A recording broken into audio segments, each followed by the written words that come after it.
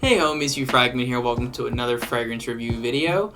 Sorry for getting back here so late. I'm actually going to be going on vacation again next weekend, heading back to Galveston, thank God, because it's going to be so beautiful down there and I'm so freaking excited. So I wanted to get this video out as soon as possible.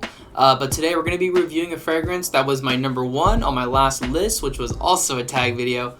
L'Homme Ideal Cologne. I almost said cool, sorry about that. Cool is the new one because this one is actually discontinued. So if you like review videos, if you like them kind of short and sweet to the point, if that's your thing, make sure you subscribe. Hugh Fragment, please like, comment if you have this, if you're lucky enough to have it, what you think about it, how it works with you, if you'd recommend it to everyone else, Let's start talking more in the comments. Let's get more of a conversation going.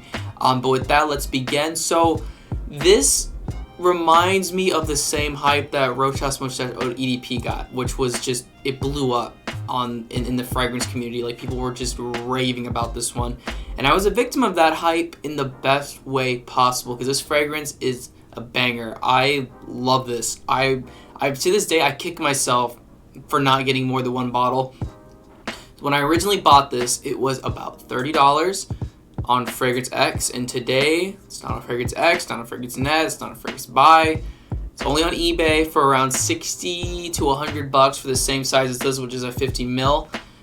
I'm gonna come out and say this: if you can get this for 60 bucks on eBay, it's worth it. It's worth it. I know it's 15 mil. That kind of price for such a small bottle might not work for a lot of people, but if you're interested in just collecting and stuff, and you like a spring fragrance with almond, which is definitely not like a common thing anymore, or at all. I don't know if I say anymore, but it's not at all.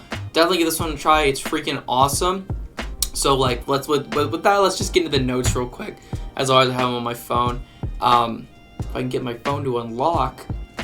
Okay, so this is coming from Fragrantica. I think this is the exact note list, but I might not be 100% sure. On the top, we got grapefruit, orange, bergamot, and pink pepper, mid of almond and neroli, and a base of vetiver and white musk. So in my list video, I said that this had vanilla in it, and I think I was wrong, but that's how it smells to me. It smells like almond and vanilla. That's what I get, with just the slight flowery powderiness coming up top. It's such a weird thing to say. I think that's the neroli. If you don't like neroli, don't worry. It's not like a strong note in this fragrance. It's not that weird smelling fresh neroli that sometimes pops up and like rubs people the wrong way. This is mostly citrus, florals, and almond with a touch of vanilla. And it's great. I mean, this is, in my opinion, I said this about Lautus as well. It's like a perfect spring fragrance. You can wear this in the summer too. I don't care. I wear whenever I want. I wore Rochas Mustache yesterday and it was like 80 degrees outside. Screw it. But this is awesome. I love this. The notes are interesting, specifically the almond. I mean, like I said, this doesn't pop up in a lot of fragrances. I have a bunch. I've smelled a bunch. I can't believe I did that. But none of them come to mind for me specifically when it comes to almond. So if you're into that, a different kind of scent, and you're looking for another spring fragrance, which is a lot harder to find than Lautus would be, but it's still cheaper on eBay, I would check this out. It's a 50 mil, so you have to be careful with it.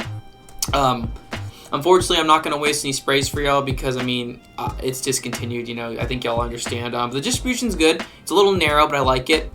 Performance on me is alright. This is an eau de toilette. I get about 6 hours with it being very strong during the first, hour and a half, 2 hours it projects.